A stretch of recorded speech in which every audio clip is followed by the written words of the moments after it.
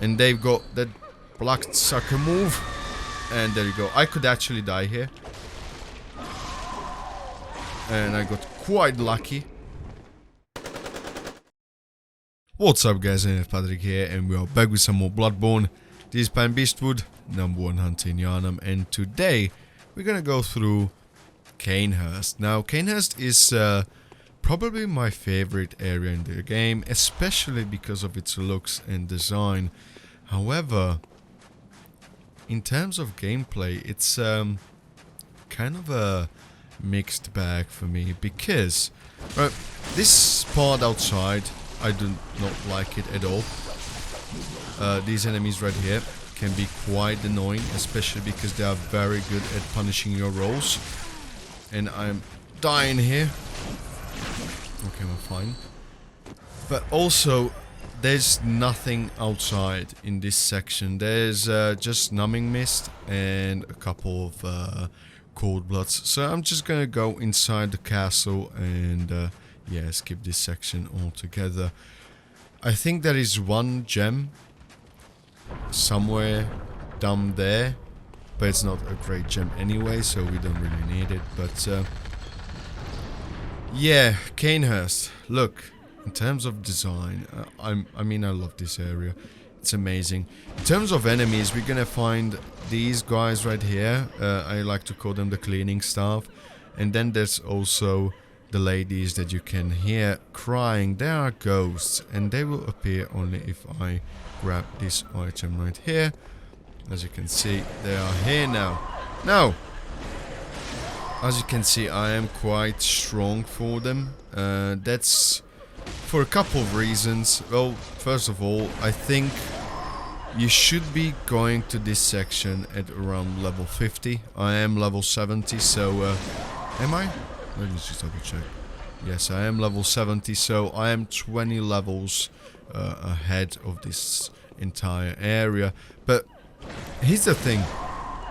I didn't know where to put Cainhurst in terms of where to insert the whole level. You know, at what point would I come down here? And I just didn't know. And every single playthrough, I just put it to as my last area.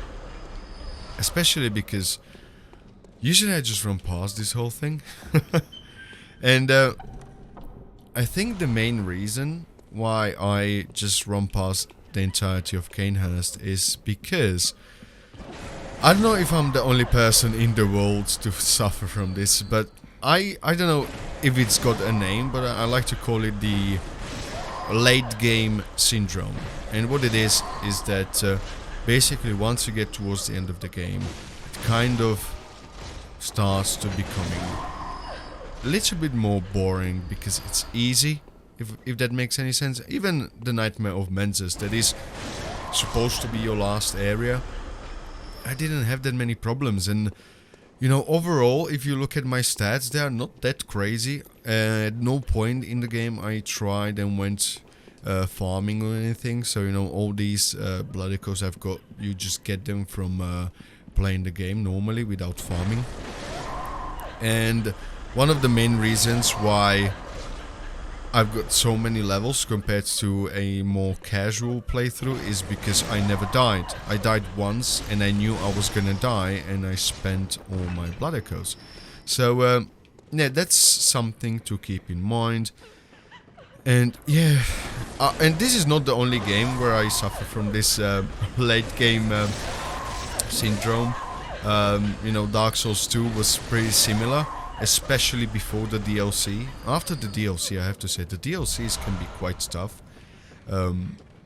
But I went through the DLCs of Dark Souls 2 only once, so I do not remember that much, honestly speaking. But I remember the third real DLC. I actually never finished the third DLC, because once you get to that area with snow and all of that, and there's those electric horses, if that makes any sense, I just kind of stopped playing, and I just wanted to play PvP, and that's why I loved Dark Souls 2 so much, because of the PvP.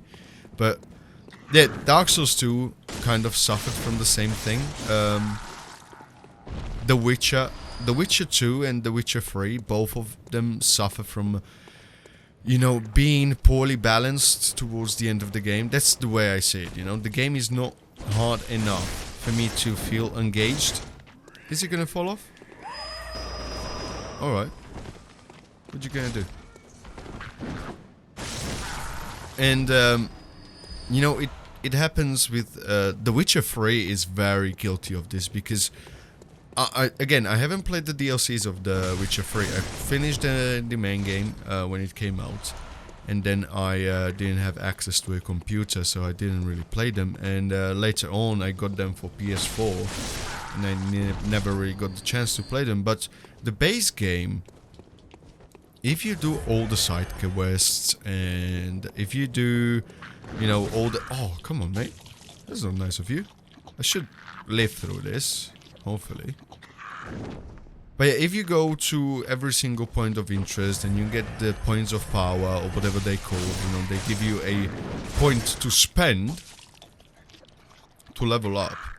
Basically, if you do all those things, you're gonna feel extremely strong. And in The Witcher 3, it's just, especially at the beginning of the game, when Igni, the fire stream skill, was so strong, it just broke the game, because it was once the enemy would caught on fire, what would happen was that they would lose a percentage of their max health. Now I don't remember how it works now, but they did nerf that, so that's a good thing. But yeah, overall, I can't wait to reach the DLC, mostly because the base game is kind of boring me. And this is the second time I actually record this bit.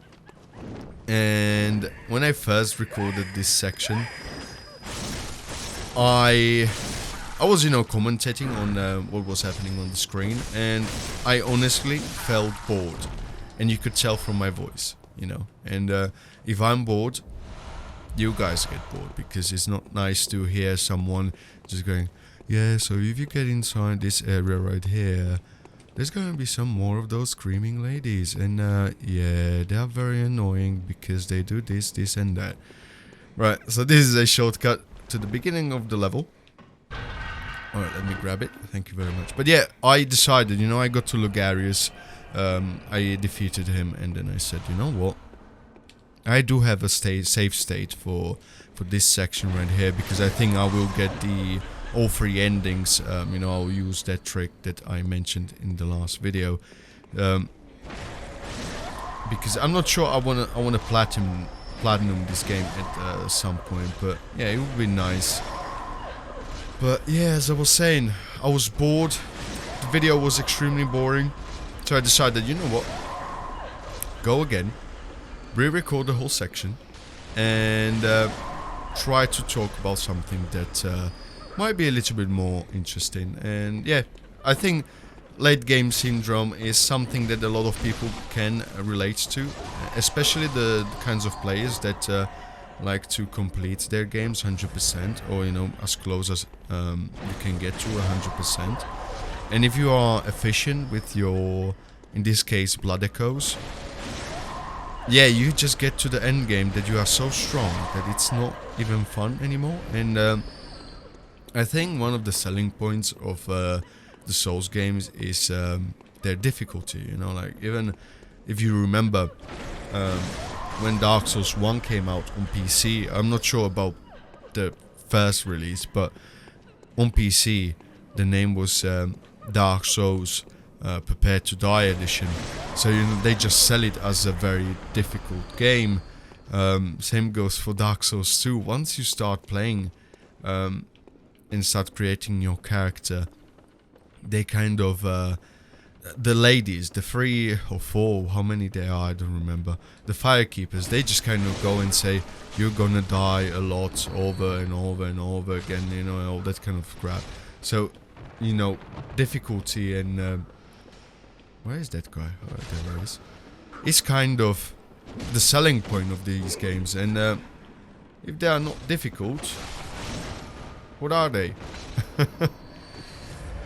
I mean, even here I can still die, because if I make a big mistake, I can get heavily punished. And that's why I think these games are considered hard. Where is the guy? Alright, there he is.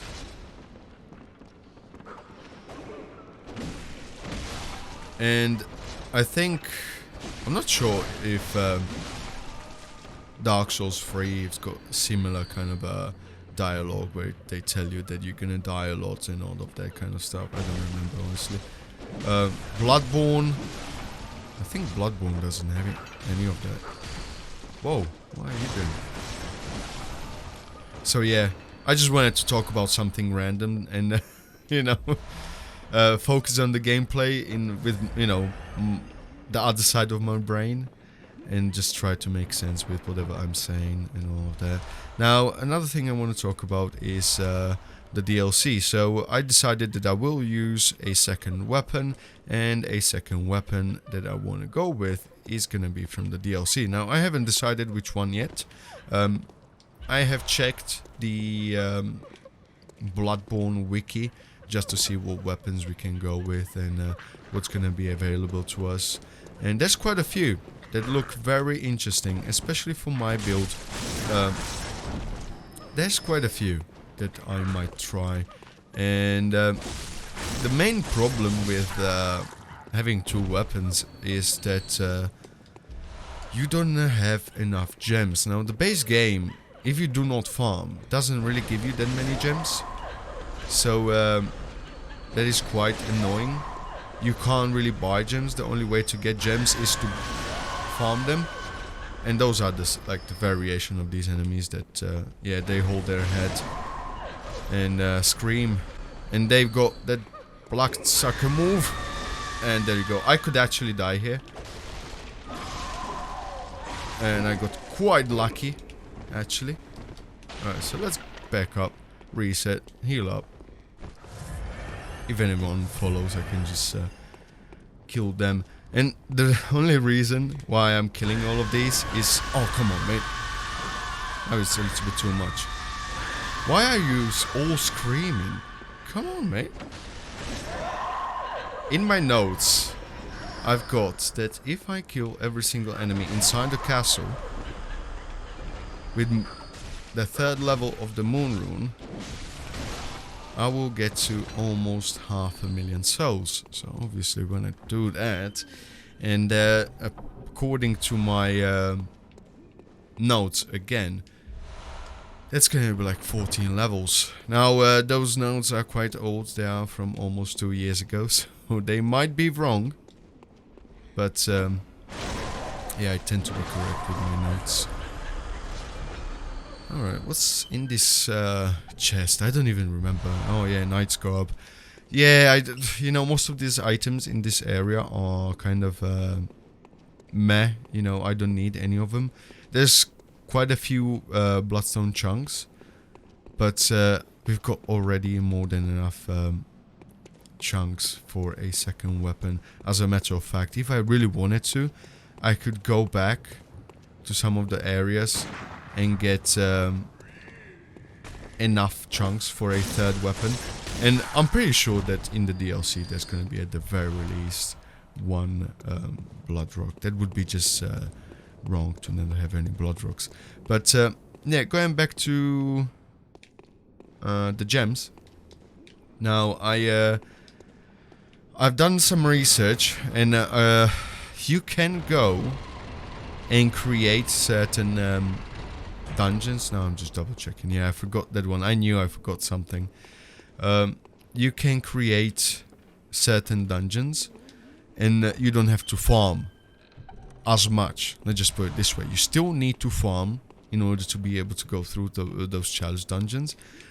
And they look very interesting and very difficult. The problem is, you need to get so many different items from this challenge and that dungeon and this and that, to the point where I think it takes around 15 to 20 hours just to be able to finish a secondary build. So at that point I said, well, I'm kind of done with Bloodborne. I want to go through the DLC because yeah, I never played that one, so I think that's gonna be you know, potentially that's gonna be a lot of fun. But honestly speaking, I'm kind of just playing because I want to finish the game, and I want to move on to something different. I want to go for a stealth game next, and move on from there. We'll see what's gonna happen, but you know that's the plan. Go for something like Dishonored, and in the meantime have maybe Dark Souls 1 running. And the reason why I don't mind playing Dark Souls 1 is because first of all, I never finished the game, and second, I've got an idea of using multiple weapons. So in every video there's going to be a different weapon, and in Dark Souls it's very easy to do because you can both buy upgrade materials, and you can farm them quite easily. So yeah, I think the fact that I used the Soul Cleaver for the entire playthrough, it kind of made the game a little bit more boring for me. I'm not sure, I don't know. Especially the last couple of sections. Like at the beginning I was having loads of fun, but towards the last few videos I just stopped having fun. So hopefully the DLC will fix that. But yeah, so I decided, in terms of gems, what I'm gonna do is, I know for a fact that the Megamines in the Nightmare of Mensis drop some decent gems. They are not the best gems in the game, but they are decent. So what I'm gonna do is, I'm gonna farm those. Even though I hate farming, I'm just gonna go and get 2 gems. Because if I go into my inventory lower, let's see, where's the gems? Right here. So I've got the 3 that I've got equipped, and those are good. And I can also use this one right here. So if I get 2 more good gems, or at least decent gems, I could use this one as well actually. So maybe even just one gem would be enough. So I'll do that. I think that would be the quickest way to get my second weapon up and running, because yeah, I've kind of don't like to farm, and I don't want to go through the dungeons for that.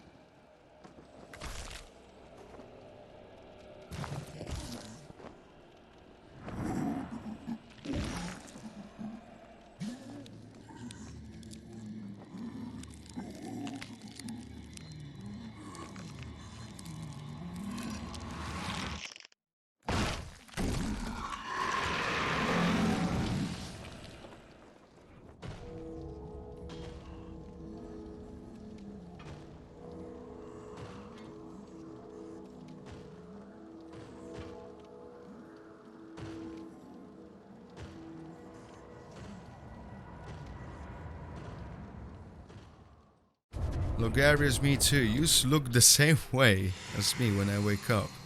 And that's how I make my way to the kitchen to go and get myself my coffee. And wow, what are you doing? Now Logarius overall is not too difficult. It's not too hard to dodge his spells, and in general he does deal quite a decent amount of damage. But oh, come on, mate. Do not kill me, please. Alright. I actually never struggled with Logarius in my entire life. Never.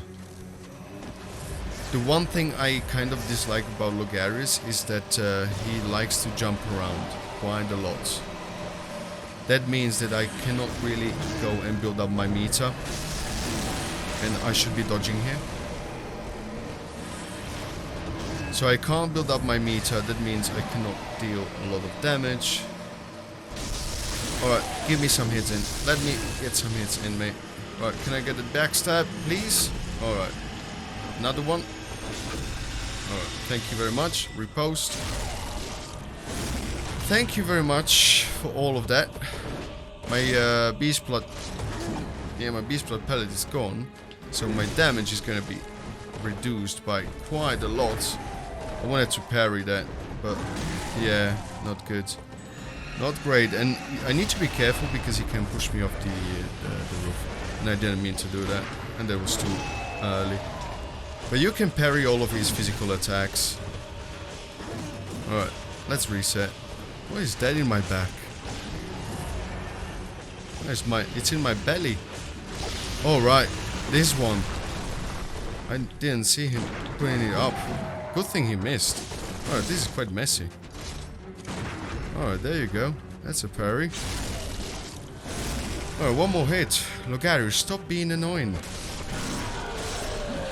But, oh mate, that was actually a good fight. I enjoyed this. I enjoyed this fight more than I enjoyed Mago. And now, once you defeat Logarius, you can get the Crown of Illusions. And if you equip it, as you can see, I've got almost 500,000 souls. And once I use all the consumables, I will have half a mil. So, Crown of Illusions. When you get to this point, this happens.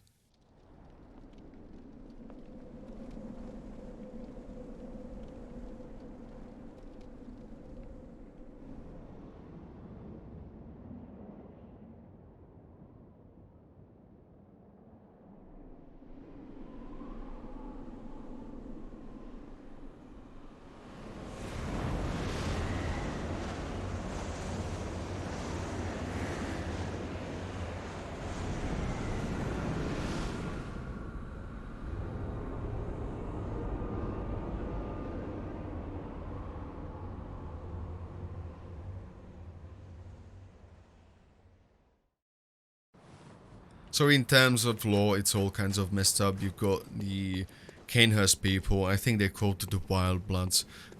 They are in, you know, they're beefing with the church, and at one point the church comes down and kills pretty much all of them, and only that lady right there is left, and she was hiding behind that illusion. That's a very short version of what actually happens.